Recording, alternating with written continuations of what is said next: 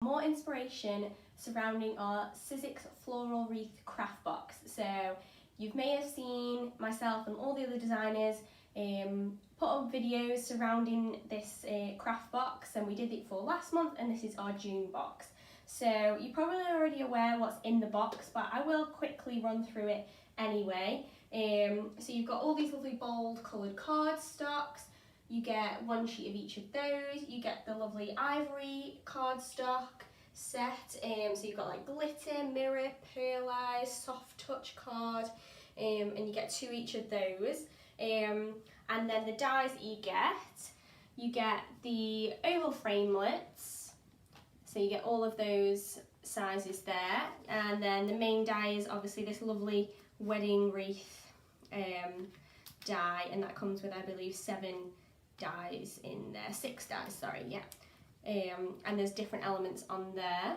You do also get some adhesive sheets, which I've got here, and you do get a couple of glitters, which I'm not going to use in my product my project today, but they do come in the craft box. If you're interested and you want to purchase the whole thing, you get those glitters in there as well. Okay, so that's a quick rundown of what is in the box. Like I said, you're probably already aware, and today I'm going to show you how to make a lovely sort of rainbow colourful card with some of the products in there. So the colours I'm going to be using today are the sort of bolder, brighter shades. So we've got our Mango Tango, Hibiscus, Purple Dusk, Bluebell, Mermaid Kiss and Lush Leaves, and I'm going to use those to create a sort of floral gradient rainbow with all the small floral elements in there. Okay, so the main thing you're going to want to start off with is your base card. So I've chosen the Mango Tango colour, and I've just folded that in half and cut it to the size roughly that I want, because I'm going to focus an oval shape in the centre. So I've chosen the size of the oval that I sort of want as my main section. So I've got sort of the medium to the large size, and then I measured my card around that, and then I've measured up a white piece of card. You could also use the Ivory card, that'd look lovely as well. I've just chosen plain white, and that's how the base of the card is going to look. Okay, the floral rainbow comes in when we add that oval into the centre. So you could stick straight onto your Mango Tango or your card base, but if you want a bit more freedom, you can always cut out the oval from a separate piece of the same colour cardstock, and then that way you have a bit more freedom to move it and change it if you're sort of unhappy with the positioning on the centre of the card. So I'm just going to cut a section out,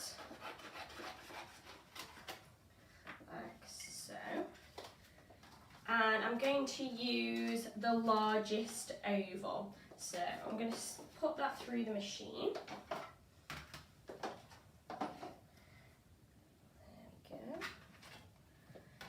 I'm using the Express machine today, just as a bit of a change. I'm being lazy. There we go. Okay, so I've got that oval there, and then what I'm kind of going to do, I'm going to create something like this on that oval. So that's where the rainbow floral gradient is going to come in. And then the white cardstock that I cut to size earlier is going to sit over it, but with an oval cut out. So it's going to look like that on top of our orange or Mango Tango card base, okay? So I cut it with the largest oval, but then I'm going to take the second largest and place that in the centre and just draw a rough line.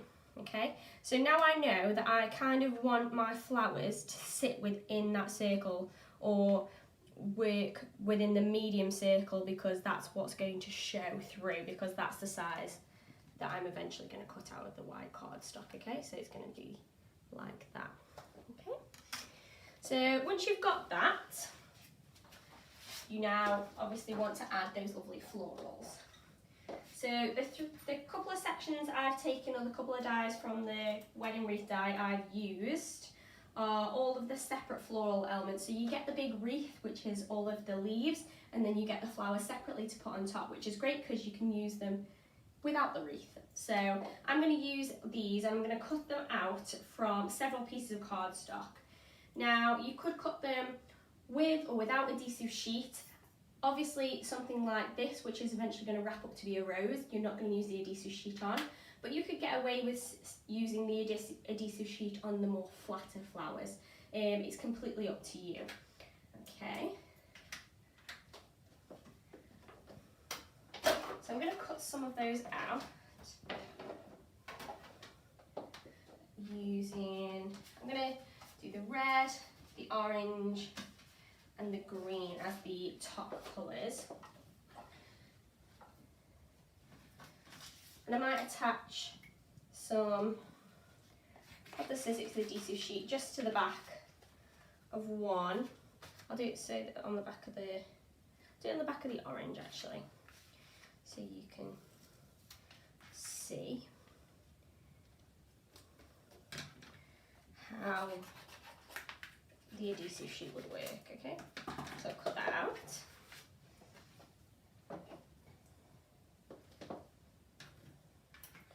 And then I'm going to layer those up. I'm actually going to do one at a time now I think about it, because I want all of the flowers in every colour. So I'll just cut out a couple for now to show you. So we've got that red,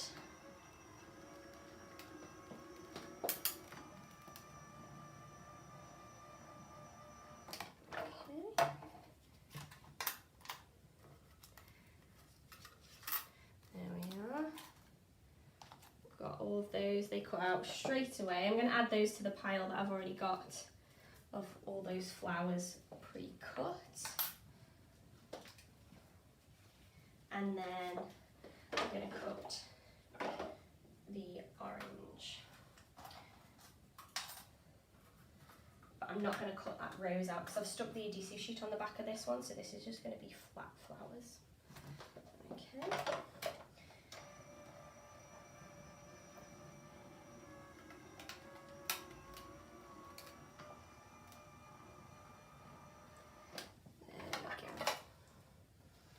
So we've got a few of those flowers cut out. Now we're going to start to assemble and mould them into shape.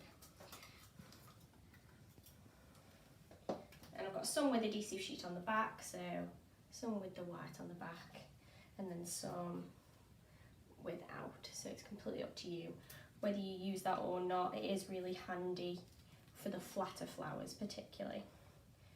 Okay.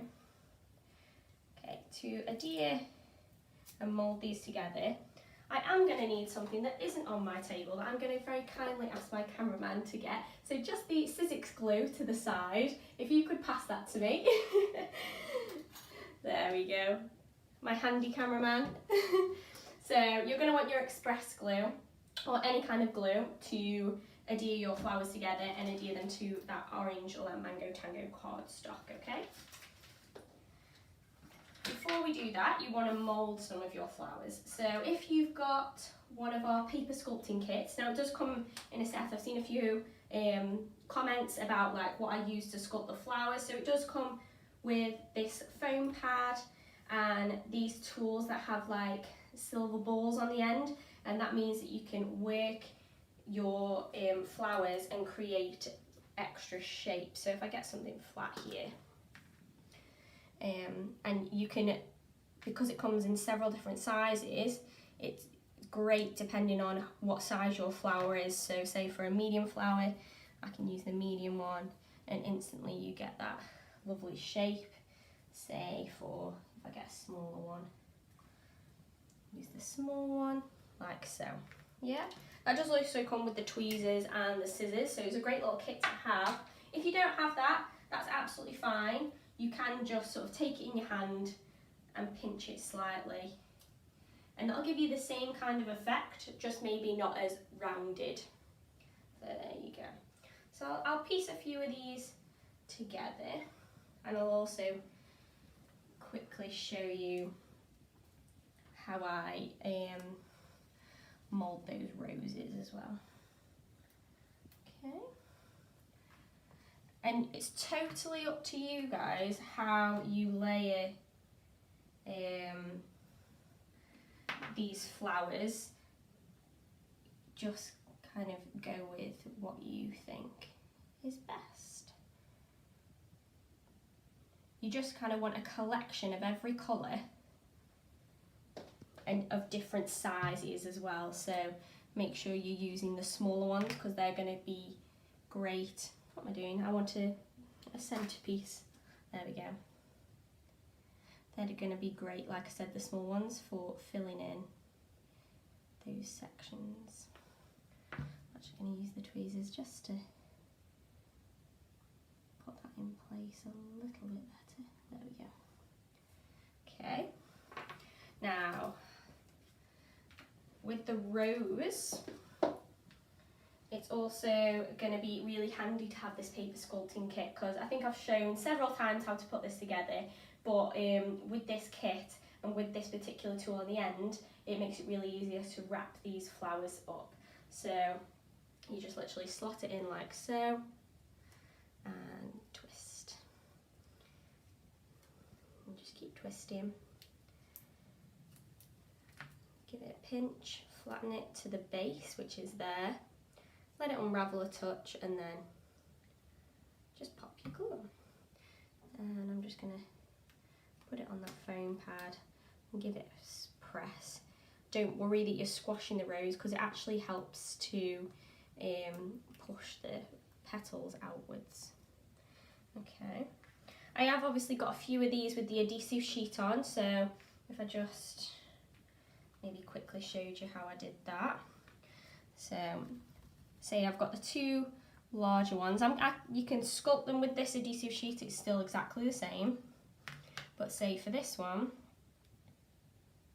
I'm just going to peel off that layer and layer it up. And it just means for the ones that you can layer up, there's just no mess, and it's super easy and super simple. Okay, so I've got a couple of flowers there. I'm not going to go through and show you every single flower because we'd be here for a good hour or so, but I'll just show you the general gist of sort of layering them up. So again, it's kind of personal preference of how you arrange these, but it's kind of completely up to you. It's okay for them to sort of overlap off of this oval that you drew out. That's why we drew it, just as a guide. But if it overlaps, it just means that it's gonna go sort of outside of that negative oval that we're gonna put over the top, and that's absolutely fine. Right, I think I'm actually going to move that one. I'm going to pop that one there. I'm going to put another big one here. And just make sure you have enough space for every colour. You might even want to go down and sort of section off just with a little dash each sort of section, and then you know, okay, so my red's got to roughly stop here, my orange has roughly got to stop there, so that might help you a little bit as well. So I stick this orange down,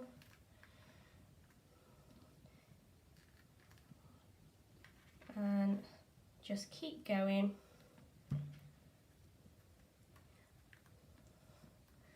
Like so. And if you kept going, and kept layering those lovely flowers up, you'd eventually obviously have something like the finished one there. There we go. Okay, so once you've got that, you're obviously going to want to start to piece it together. So I did mention before that we cut that white cardstock to the size, slightly smaller than our base, and it's going to look like this. Now to do that, I just took the second largest oval and placed it sort of in the centre of my cardstock.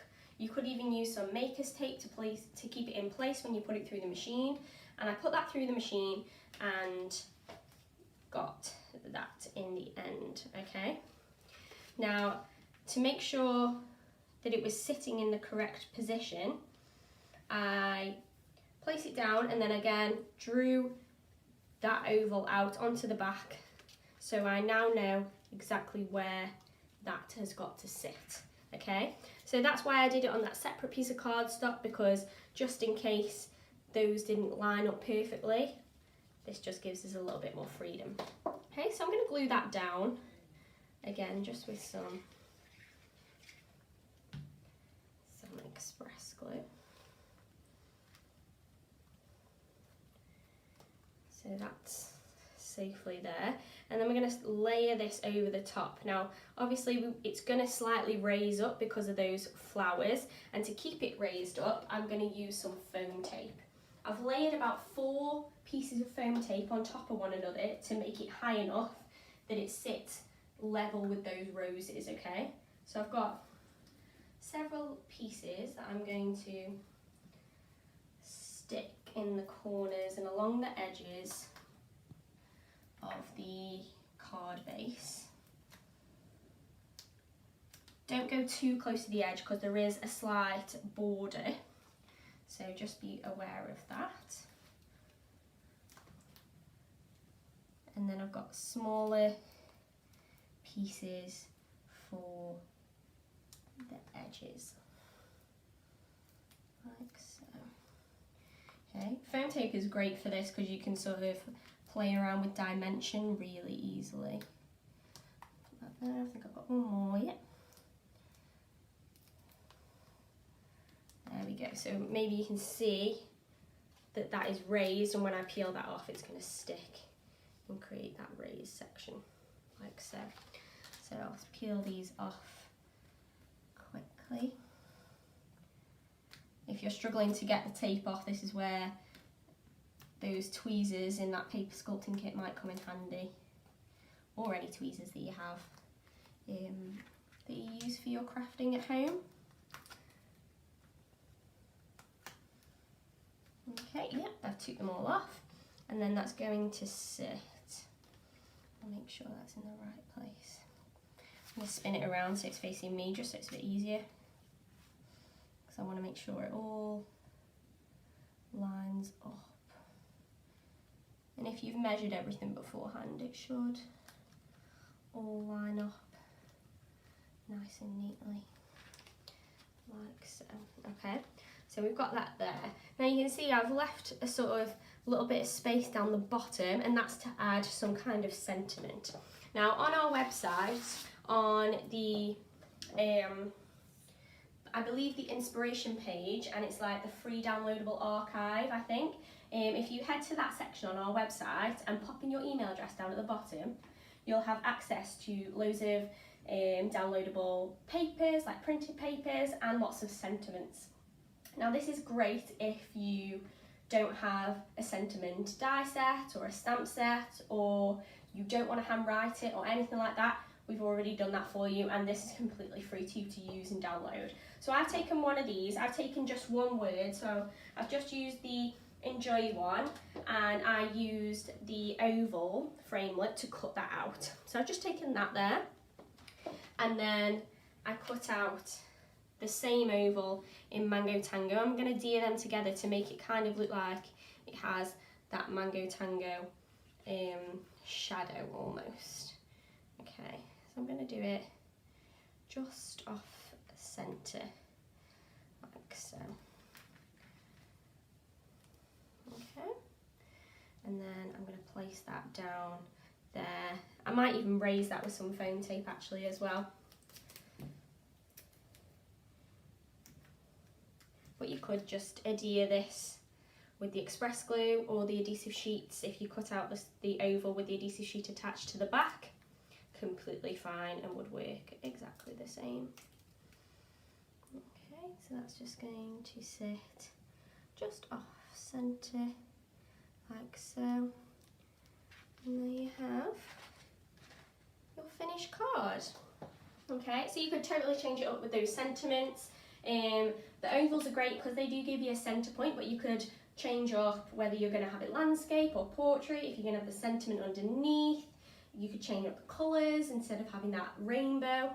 There's so many options. You could even do it all with these lovely Opulent cardstocks and have something really tonal, like just one tone.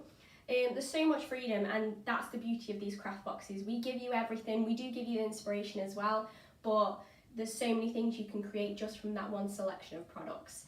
Okay, so there you have it. That's my finished rainbow card.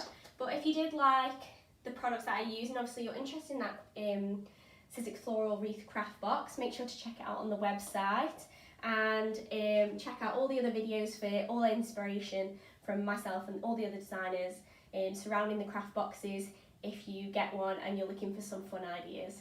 Okay, so stay safe guys, make sure you keep crafting, and I'll see you in the next one. Thanks!